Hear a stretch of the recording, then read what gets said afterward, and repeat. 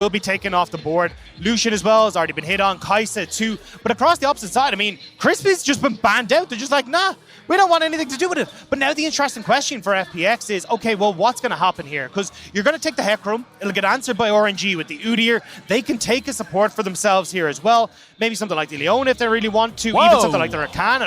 Okay. Whoa, okay. RNG come in with a game plan right now. They've got themselves the flex. Jayce can go mid or top. And it's ADC on this Tristana. And RNG are one of the only teams in the world where I can say that Tristana can go top, mid, or ADC. And that is a big, big flex as you talk about. The thing is, though, you will get an answer on this next rotation. Because chances are you're going to need to take something like the Lilia or a Nidalee if you really want to play that AD mid laner style and an AD top. So for this, you got to go, okay, we're locking this in. FPX get an answer. So I just secure the bottom lane here as FPX. I take my hands off the wheel and just go, cool. We will wait to see what you want to do, and then we can go towards our game plan. They lock in the Xayah. Do they lock in their support? FPX hovering that counter pick Irelia. We saw it in the playoffs and throughout of the regular split how damn good Nuguri can be. Okay. And it is locked in. This man does not need an introduction on this champion. No, he's a monster. And he absolutely wiped the floor with Xiaohu on this pick as well. I am so damn excited to see Nuguri on it. Now, in the series against Ore did a really good job of camping Nuguri, making this pick absolutely obsolete. So if RNG do want to play that style, can work, and it means that Tian will need to give resources towards Nuguri in that top lane. There's the Udyr that we're expecting. So essentially this says that, okay, either we're going to go towards an AP top laner like the Gragas here, coming in for RNG, or that Jayce is guaranteed top, you're getting the Tristana bot side, and we can try and figure something out else along the way. Again, FPX don't necessarily know who is going up against the Irelia. You know, Xiaohu has actually played the Tristana to great effect in that top side. We have, of course, seen the Jayce go towards Cryin as well. So a lot of different moving parts here, but it depends on what you're going. But look at these bans. They're just saying, you know what, Crisp? No, you don't get to play League of Legends. 4 bans from RNG and 5 if you can count the Alistar on FPX. Yeah, and I mean, you can keep going down the list here, right? Nautilus is going to be a big one for me looking at this. You can potentially go towards the Leona as well. Yeah, I mean, for RNG, this is really putting the pinch onto Chris. Maybe this is where we start to see some of the more creative stuff coming out, but we are still on 11.6 here. There's the Leona ban. So it's not like those enchanters have really risen up in priority here. So, I mean, honestly, as FPX, you're looking at Nautilus. You're looking at Braum, Gragas as well in that flex priority there. But yeah, I mean, you're right the way down in tier list when it comes towards these supports. But overall, RNG, you can kind of see, look, they need some sort of engage tool here. They've got the Udyr, isn't already going to satisfy that. You can maybe look towards the Seraphine or something for Cryin in the mid lane, but that hasn't been the big calling for Cryin in that mid lane yet. Well, Orianna and Viktor are still available for both of these ones. I feel like it will be a swap. It is going to be maybe the Nautilus here. It will be, yeah. You feel like it's going to be the kind of knock-in here. They're going to keep that last pick for their flex. They're going to lock that one in, no problem whatsoever. And now FPX, got to pick your support. You got to pick your last solo laner. The Maokai is something we haven't thought about in a while. Actually has been picked quite a bit. Yeah, we saw it towards the end of our split, but it really wasn't doing what it was needed. So I actually prefer the Galio pick here. I think Galio does a really good job in the early stages of bullying Nautilus out of that bot side. You can work wonders as well against any sort of engage tool. And if you end up playing into this like split up map style where you've got Irelia in a side lane, you have this Galio that can always help her out in these situations. Doinb going to go back towards his pretty much tried and tested at the moment, which is either the Orianna or the Viktor, hovering the Orianna at the moment. See what he wants to lock in. This has been a very curious draft here. Doinb on this Orianna, though, has had multiple different highlight reels for his shockwaves, for his positioning, is able to enable his team. And you look at the people that can be that ball delivery system, you got to be feeling pretty confident for FPX. And right now, RNG, they're looking towards the Viktor. It is almost certainly, if it does get locked in, we get Jayce top, Viktor mid, and of course the Tristana in bot. Yeah, so I love what FPX have drafted here. You've kind of got multiple different styles you can play. You have the ability to play through Nuguri, try and play through a side lane if he gets really far ahead. But as you said, a very high dive potential as well with this roster Viktor, where you can have Hecarim go in, you get the Galio follow up, that shockwave to go to boot as well. And when I look over at the side of RNG, it very much is going to be a case of, okay, can we try and control these choke points using the gravity fields, make sure that we're not being dove on too heavily, and then start to look towards if we can get the range advantage that we have with the Jayce, with this Tristana, with this Viktor, and poke out FPX before the fight really kicks off. Looking at these bans, the more things change, the more things stay the same. As we get a apart from the Galio support, we get a very stock standard draft here. But you can see RNG, they want this Tristana to get ahead. They want to be able to kind of, create those zones of control with the Viktor, with the poke from the Jayce, and then control the map through objectives. Well, I think you've got a lot of options here as RNG in the early stages. You can try and play through this bottom side. Tristana will have the natural push power there. You can look towards these early dragons if you really want to. You can also play through this top side, making sure that Xiaohu is able to stay safe in this Jayce, pushing the wave, bully on towards the tower. And as long as you've always got the excuse that a jungler might be around, Nuguri can't go in aggressive. He needs to respect play at all times. So I think you've got multiple lanes that you can try and work through here as RNG and try and power yourself ahead. But if you do end up falling behind to how much dive potential is on FPX's side, you're going to be in a lot of trouble. Yeah, you look at the side of FPX, that team gets himself a gold lead. It is going to be a tough time in this game one for RNG, but they've obviously put in a lot of emphasis onto this bot side. Let's see if it ends up paying dividends as we jump ourselves into game one of this best of 5. The rosters are locked. The champions have been picked. We are going straight into first game.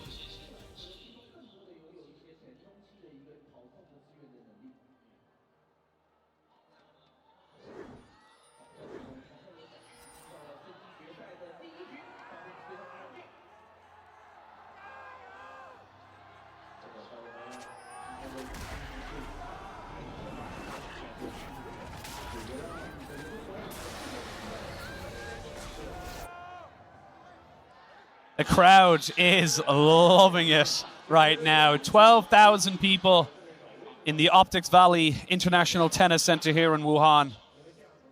As we start off the game, and momentum is such an important factor for these two teams. We saw how quickly FPX can explode onto the map. We can know how both these teams can use an early game advantage. And that's the big one here. I'm literally looking at the FPX team and going, right, what did you do in round 4 playoffs, right? You grouped up with Crisp, you grouped up with Doinb and Tian, and you invaded onto that bot side jungle.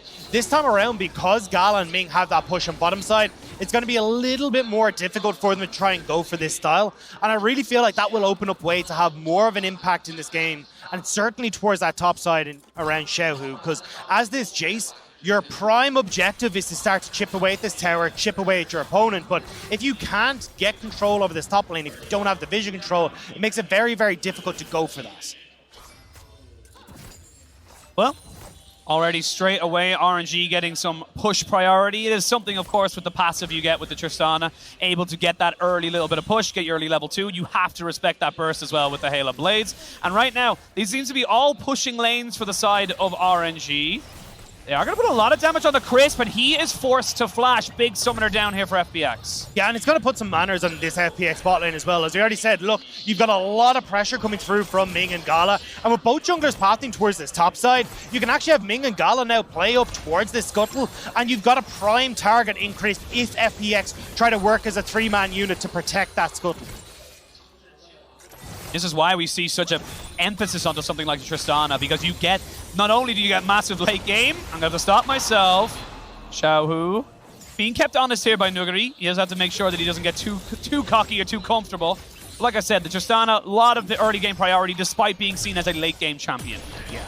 I am looking at this top side though. RNG do know that Tian is up here. They had a ward on the blue buff that's just timed out, so they're well aware of Tian's pathing here. And you can already see Wei is moving in just to see if perchance they can find a horsey run coming in here. Is pushing in towards Xiaohu. Tian is there. He does spot out Wei with the Scryer's Bloom, and now they can use this top lane priority to try going, and mid lane priority to contest around this scuttle. It's going to be taken by Tian. Now that they want to go for a fight, you don't win this way, but there's no flash, and now Tian's a little bit too far forward.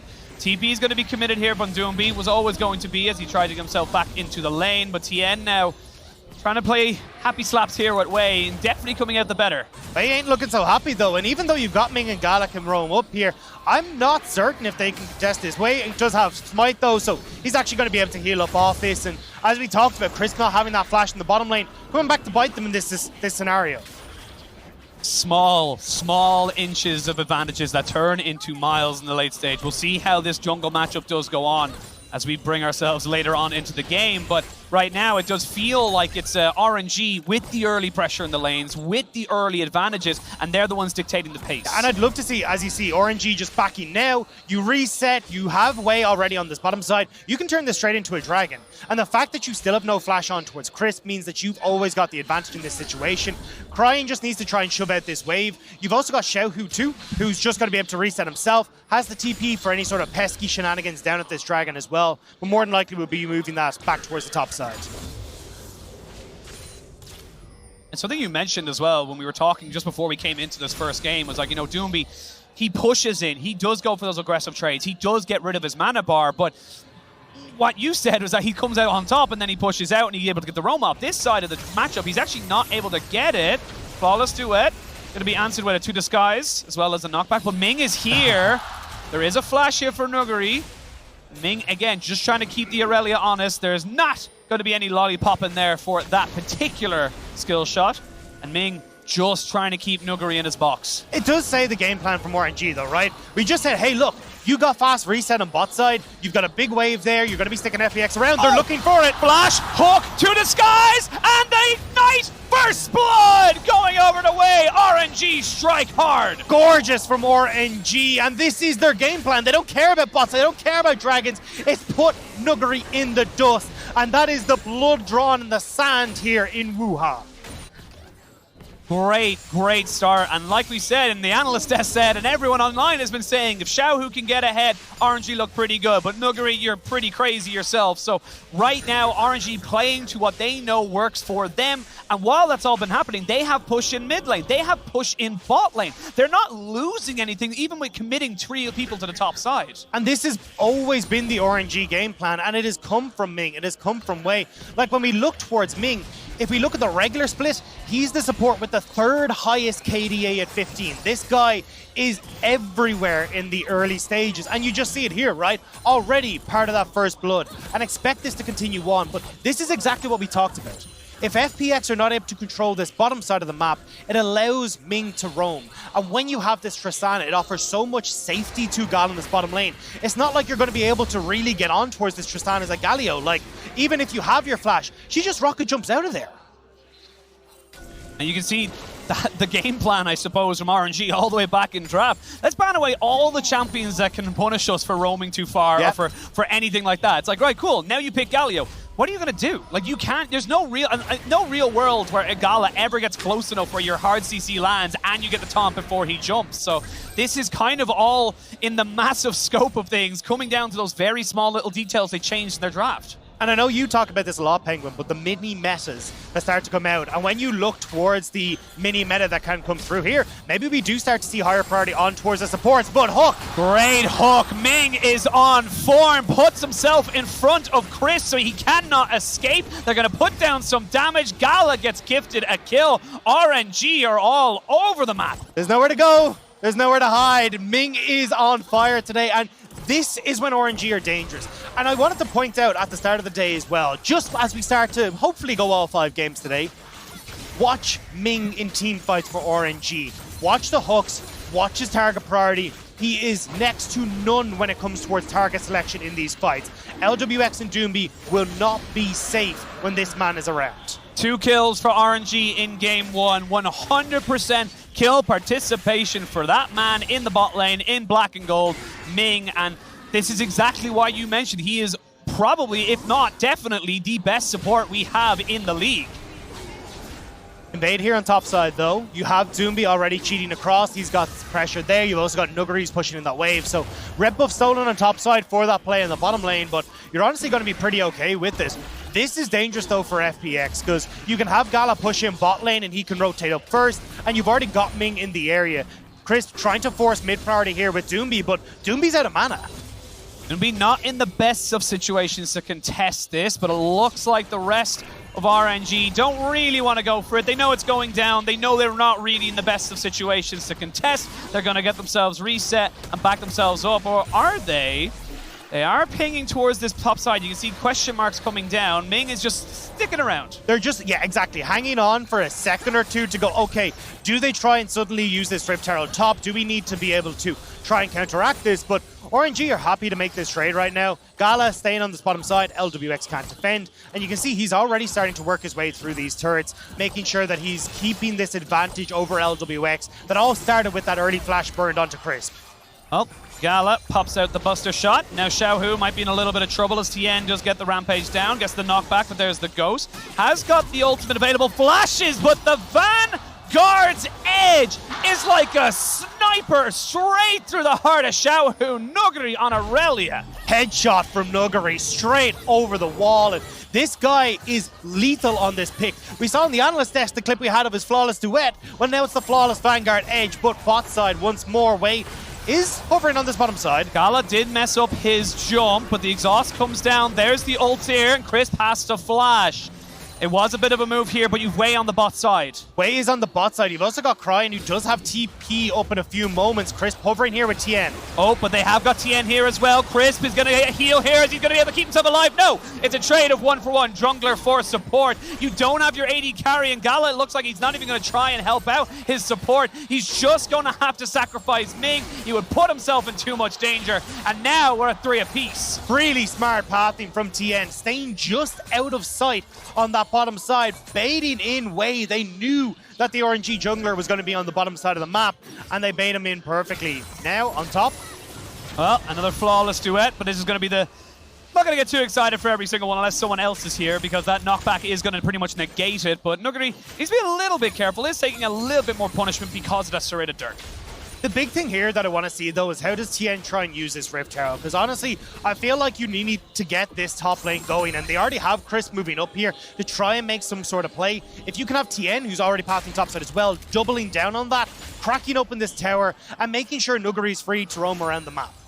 Xiaohu does not have flash, needs to respect that if Crisp is able to get any kind of charge onto him alongside the taunt, he would be a dead man for sure.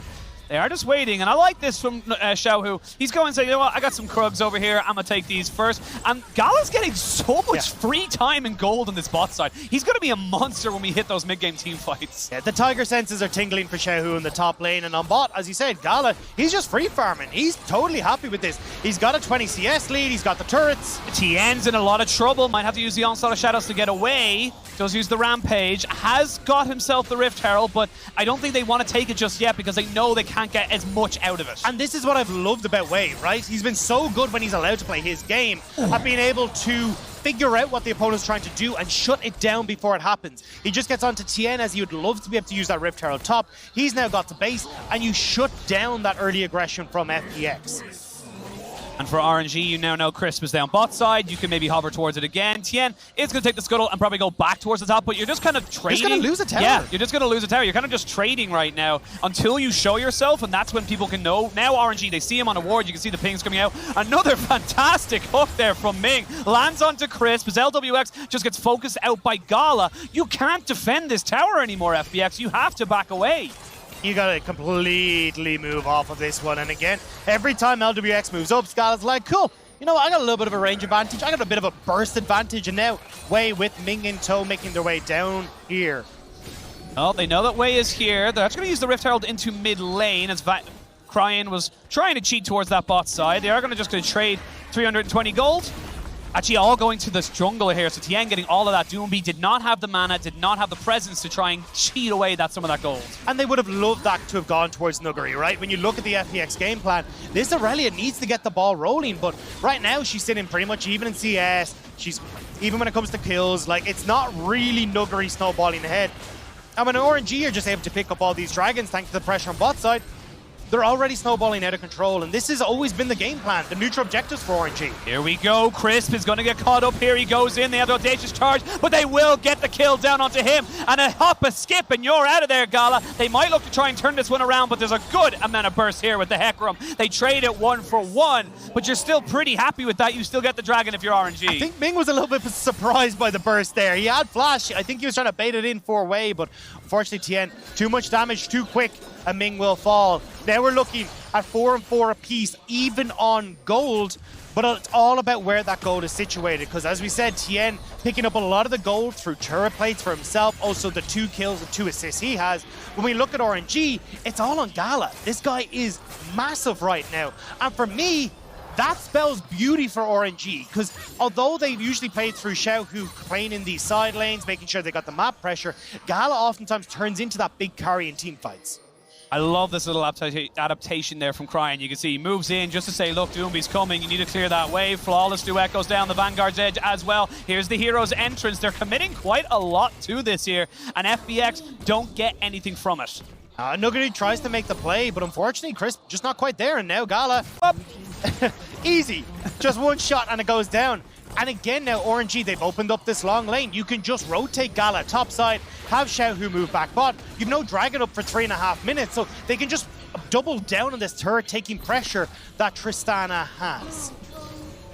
Yeah, they're just, honestly, this is fine. Yes, you're trading out a turret, but like you said, the Tristana's the one getting all this gold, where it's kind of a bit more evenly spread, if you will, throughout FPX, and Tristana takes turrets very, very quickly. That's going to be a 2-for-1 trade. That's a great deal. This isn't fair. I thought they were going to go top, and we'll take another tier 1, but I mean, if FPX are just going to gift them the tier 2, I mean, why not? It's a little bit of a cherry on top for your ice cream sundae, and now they'll be able to move away. You've so much gold invested now. FPX will get this Rift Herald as a result. They can try to even that up by taking the mid lane turret, but honestly, when you've got so much side lane control for RNG, they're going to be happy. Teleport coming in. Cryin will be forced to flash very soon. He does just about get himself out, along with the gravity field and the chaos storm. He negates everything, so that's a big global down now for FPX. Can they make something happen? They're going to double down with the Rift Heralds in the mid lane. That's 2 Rift Heralds into the mid lane to try and crack this turret. Frost gets her answer though. She said, hey, I mean, is Cryin going to be ready for 3-4 men in mid lane? Well, he was ready right there. They do end up getting that tower in the mid lane though, and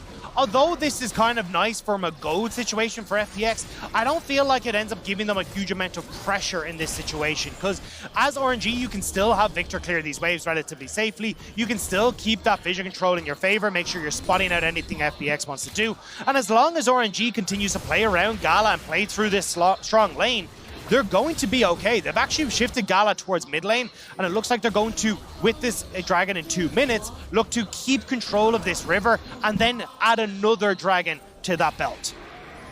They're looking like they're looking for a pick. Nice little Scryer's orb there to make sure that they're definitely not going to be killed here, as FPX tried and work into their jungle, and with all the pressure, you lose those 2 turrets so early in bot side. There's not really a lot you can do. Now Nuguri is going to be ulted, but Tian is here, and no damage there available to them. They were waiting for Xiaohu on the bot side. He just wasn't quite in position. Gala also teetered off towards mid lane. He wasn't really interested in taking that play, especially when they realized how many more members of FPX were around. But still, you can see Gala, he'll collect these waves. He just collected Raptors. They're just trying to accelerate this Tristana so far ahead. She'll already be working towards that Phantom Dancer very shortly, can move into the Infinity Edge next. And at that stage, RNG have so much damage in their back pocket. You need Nuguri to get onto the back line to have access through these flanks alongside Tian if you hope for any sort of success in taking down Gala. Yeah, let's have a look at the items here for RNG. You've got the Eclipse here for Xiaohu. You have the Chem Tank, excuse me.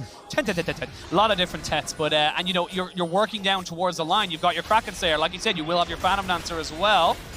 They do take themselves the Scuttle, but they get the taunt down. Way forced to flash. He's a tanky boy, but he needs to be alive for the next 40 seconds. This is pretty big for FPX, though. They do get full control over River. They burn the flash on the Udyr right before this dragon is about to spawn. Udyr without flash in a fight, not as worrying, not as strong. He kind of ends up playing goalkeeper and defense, and especially when you're looking towards like Doinb and Lwx and having a follow-up engage with Ming, now having Way out of the equation makes things a hell of a lot easier for RNG. Yeah, well, the river belongs to FPX. They are the first ones to set up camp. They are the first ones to be able to set themselves up and ready. There is no Baron to trade for this, but it looks like the side of RNG, they're going to trade off the Dragon for the side wave pressure, get in some more gold. And this is the kind of game that RNG love. This slow pace where they have side lane turrets in their favor. They can start to play out the map. And when we talked about the start of the day, FPX love these much faster games. Fastest average win time in the LPL. Most kills per minute, and nearly averaging 1 kill a minute in a regular season. So for FPX, this is a different style of game. This is not as fast-paced. This is not them striding into the mid-game with a massive gold lead. They've got to fight toe-to-toe against RNG in RNG's favor. RNG, they're trading the turrets. Yes, they knew they were giving up that Dragon, but they are fine with that. They have 2 in their back pocket, so FPX a very, very long way away from actually getting any kind of, stack going for them in terms of a soul. They're able to kind of keep more pressure going. I will say it is very, very nice for FPX right now. You still have that mid lane turret that will just keep your kind of general jungle pretty safe for you as it keeps it well lit. The biggest thing, though, for RNG, I just feel like, all right, let's have Xiaohu push in this extended bottom side of the map. We can then push him through this bottom side jungle in towards mid. And from that stage, then you've just you outrange FPX in this mid lane, and there's zero that they can do about it. And that's why when you look at FPX right now, they are moving so many members around this mid lane. Nuguri hugging towards mid. You've got Lwx is already situated there. Crisp and Tian also trying to play there. They're trying to prevent RNG from enacting this style and getting the vision control they need to make a play on mid. Well, looks like FPX might be trying to go for a play onto this top side. They are just advancing their vision, pushing in the waves. Cryin realizing that he doesn't really have anyone, as you can see on the minimap and on the screen right now. RNG are pushing towards this bot side. They want to try and find Nuguri pushing far too far forward, and without that tier 2 to protect him, Nuguri has to back away. I would have loved to see the vision go in here on RNG on the bot side, though. They actually don't have any, it looks like, left in the tank, so you don't actually have the full vision control now to move Nuguri safely, like quick path towards mid lane. And as long as Cryin is being shoved in this mid lane, you're not really under any pressure as FPX, because hey, look, we know that we've not got Xiaohu in our jungle, and we know where Cryin is situated. Xiaohu needs to be careful. They now know Tian is there. Tian also knows that he knows he's been spotted, so everyone just kind of backs away. They don't want to take that fight. You now have the stride breaker here for Nuguri, so a big, big power spike for him. He's got himself 2 items, and you've got the second item as well for the Dead Man's Plate for Tian. Again, this is RNG territory. This is how they like to play. Slow and steady, side lanes, cool. Let's go and play through them. Way hovering for Xiaohu. Yeah, hovering for Xiaohu. Tian now spots that Way is there. TP top. TP top. They're going to try and catch out Cryin, who has got a TP of his own. It's a double TP. They don't know exactly where he is. They are going to find him now. The shockwave flash! Oh my god! Doinb, take a bow! Just take a bow, tip the sombrero, and say thank you very much. That was gorgeous from Doinb. Now they actually move straight towards Baron. They're like, hey, look, we've got the pick on the mid laner. He has no TP. He has no TP. There is a ward in the back of the pit. This is how FPX explode advantages. This is how they take game. You have taken that tier 1, but you're a little bit late to this rotation. There's the ultimate coming down, as we can see. Wade jumping in. Wade's in the pit. Not going to be able to get it. 3 HP, and it goes over to FPX, but now the fight can ensue. They've got the damage. You've got Xiaohu. You've got Gala. Can you get the damage down? You can see everyone's going away. Flash in with Gala, and he gets himself a kill. Wade is fighting back. Double kill for Gala. Can they get the auto attack off? No, they cannot. They get 2 kills very quickly after the Baron, but it is FPX who pick up the buff. And you still got 3 Barons on Tian, Doinb, and Lwx. And when you look at this 4-man team from FPX of Tian right the way down to Crisp, that's fine. You can start to push in, you can start to create pressure, you can start to dissuade RNG from being able to play through these side lanes. And especially for Nuguri, right? When Nuguri spawns here, he still has Crisp who's able to join him in a side lane with that ultimate, but this is so well orchestrated by FPX. You can see Doinb checks the bush with that vision and flash forward into the sombrero. Cryin, he's got no hope. There's nothing he can do. Played it as well as he could, and you can see here, Baron goes down to about 6 HP, I believe. They all go in 3 HP, I believe, if I look at that correctly, and they're able to finally take it, but it's the fight after it that keeps RNG in this game. Yeah, and you can see how much damage Gala's been able to dish out here, right? He basically dishes all of it out onto Tian. Tian's forced away. He gets in onto the backline there as Crisp is forced to flash to try and dissuade him. Like, Gala is huge right now. Tristana is on 3 items. You have the Infinity Edge comboed, but Tian is on the backside. Nicely done. They have the ball delivery system, but it only lands onto 1. The Chaos Storm is ripping him apart. And speaking of ripping it apart, Gala going to try and do his best. He gets taunted up. It ends up being Nuguri jumping in onto the backside. He's going to find Cryin, who goes golden. It's a trade of support as everything's going super low. Wait, finds it, but Gala and Xiaohu is dead. It's Doinb. It's Gala as he jumps in. He's trying to get it. No, he will not be able to survive. The feathers come back, and it ends up being a 4-for-4. These teams. It's bloody. It's battered teams. They are bruised beyond recognition at the end of these fights. As Doinb might want a round 2, but the bell doesn't sound this time. FPX, they tried to make the play. Gala plays it beautifully, and now there's only 1 Baron left on FPX's side. 30 seconds remaining even until that's gone. FPX don't get anything from this Baron. The gold is literally nothing. It is even. It is a 500 gold lead for FPX. There's absolutely nothing there. Gala. And Gala has himself 3.5 items. That is your win condition. And that means that you have a very large target on your back. You can see trying to catch out Xiaohu, but they whip the shockwave. Yeah, Xiaohu able to flash away there. And watch Gala here. I love this. He goes towards Tian. It's like, right, well, Tian can't follow up. Crisp is well away from everyone. Now, Cryin does leave himself separated, which gives Nuguri the opportunity to go aggressive here, but Gala is feeling himself on the backside here as Doinb is doing just as much work as Gala, trying to make sure he can get everyone down. Gorgeous recall here from Lwx, barely able to finish off the Tristana. Now though, you can see FPX back on the map, second dragon in their favor as RNG looking to try and play through this top side.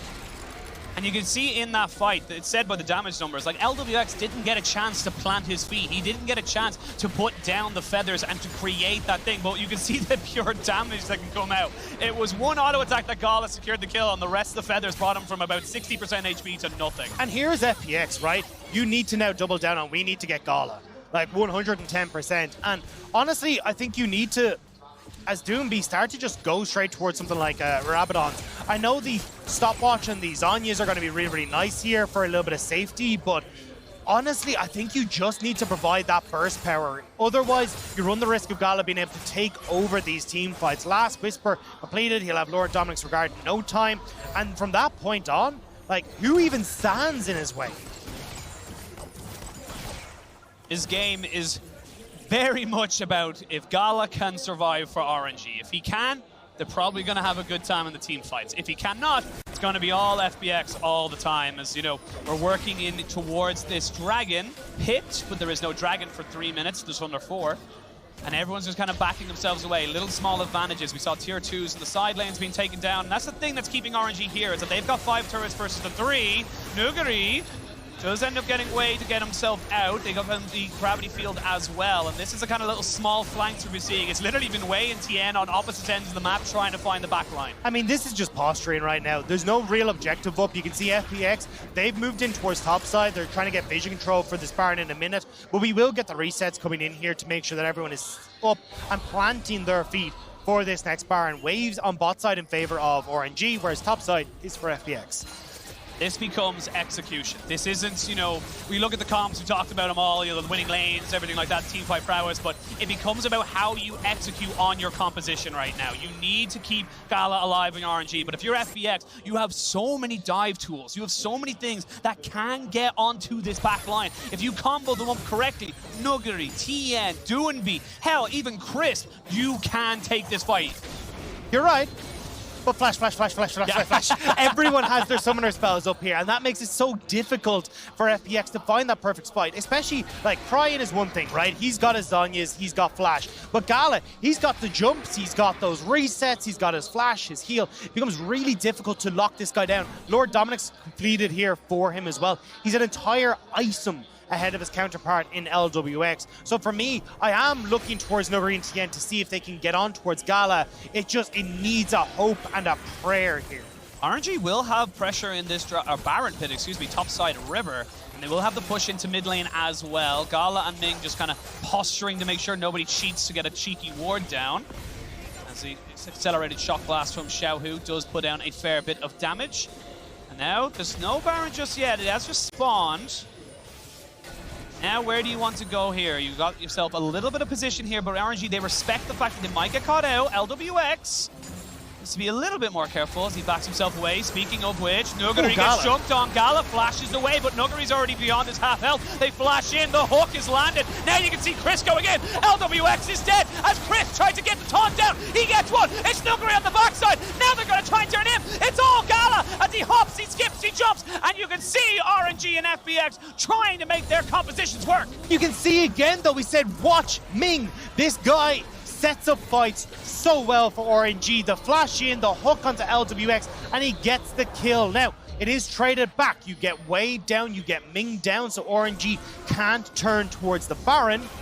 But they can bait it though. Round 2 as Tian jumps in on top of it. Gala. Though. Gala needs to be careful. Tian might just be taken out just with the shock blast. There's Xiaohu, but it's going to be a sacrifice. Cryin puts himself in harm's way to protect his AD carry. Now Gala's still on the run. He gets caught though. He caught and he's shut down. Super carry Doinb 6-0-4, and he is keeping FPX on the map. And it doesn't matter what Doinb's playing. It doesn't matter whether it's these unusual picks like the Kled or the Renekton. Orianna and Viktor have become his prime picks, and it's for reasons like this. He has been so damn good when it comes towards these team fights. And in that isolated 1v2, there's nothing that Gala is able to muster. Dagda, this is game 1. This is game 1. This is game 1. I'm so ready. Just give me more. This is what I want. The gold lead has stuck at 500. It hasn't gone anywhere. There is a dragon in about 7 seconds. And you got to say, with the 2 carries on RNG down, you have to favor FPX to be able to put themselves in soul play. And despite the fact that RNG had set them up with all these early dragons, they weren't actually able to capitalize on it.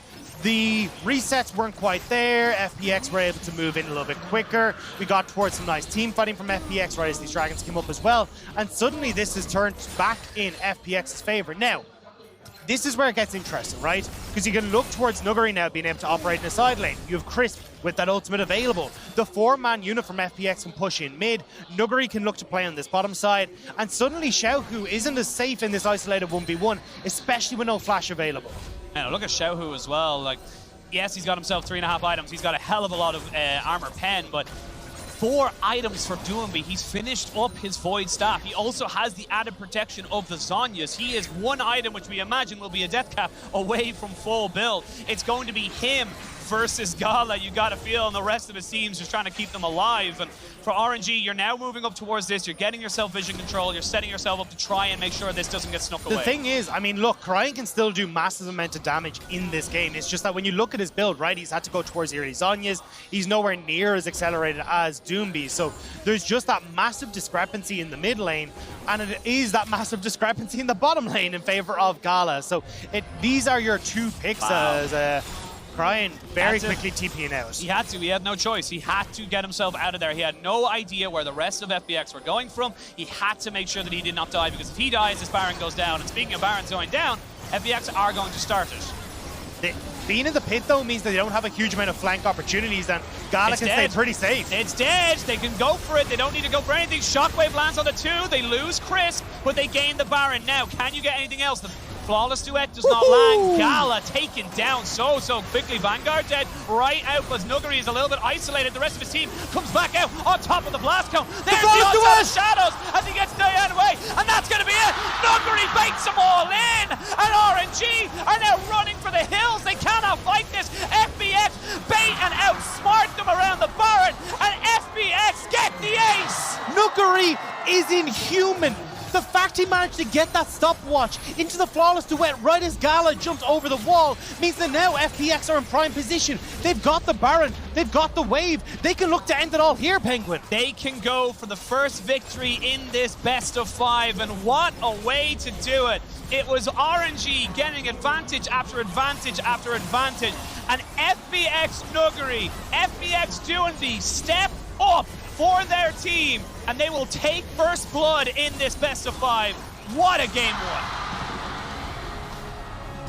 Give me more of this. This is the LPL finals that we wanted. This is what we expected from both of these teams. And the fact we are getting these individual performers that make or break these series says it all, Penguin. What a way to kick it all off. And I think for a lot of people, There's a lot of positives there for RNG. You had a lot of things that went well for you in the early game. You had a lot of things that came out and, really did cement that lead on top of Gala. You had a lot of pressure on the map, but I think it comes down pound to pound, like Doinb and Nuguri. They're monsters. They're built different, They're just built different. These guys, like you said, the genius to bait everyone in, to land the Vanguard Z, the Flawless Duet, and to combo up. I don't have words. That was such a good start. I mean, look, you can see it in that last fight, right? The way that Nuguri is thinking is like, look, Gala's already been taken low by Doinb. The only positioning that he can do to get back into this fight is to jump over the wall. And Nuguri positions that Flawless Duet beautifully. The second that Gala comes over the wall, it's just popped. It's gorgeous to watch these plays, but honestly, it does speak volumes to FPX that the fact that RNG could play out this early game so well. They're getting these early dragons. Gala is massive. They're shutting down this early snowball coming through from FPX, but when it gets to the team fights, that's where we start to see the crawl back. It's not like just an avalanche collapsing over FPX. It's Doinb fighting back. They are making all these plays work, and the team fighting is far superior. Yeah, I think, as I said, execution, how they executed, and they executed their fights very, very well. And it's just every time I see FPX coming into these, every single time I watch them play, I see them getting better and better and better. And for RNG, you had a game plan, and you executed that game plan relatively well. It just wasn't enough, and now what do you do? I felt like for me that the biggest thing was trying to double down on this dragon in the bottom side of the map, right? We talked about, like, FPX are really good at playing through the strongest person on the map. It felt like RNG didn't really do that. We talked about how you can rotate Gala around the map. They never really decided to play around him. They still tried to play around Xiaohu quite a lot. And it meant that, hey, you're not snowballing all these turret plates, all this gold in your favor. It's giving FPX the opportunity to trade in advantage, or at least in even. And it just meant that you couldn't really get the ball rolling as RNG. Yeah, and I guess that's going to be the kind of story of game one from us. We're going to send it to a quick break. When we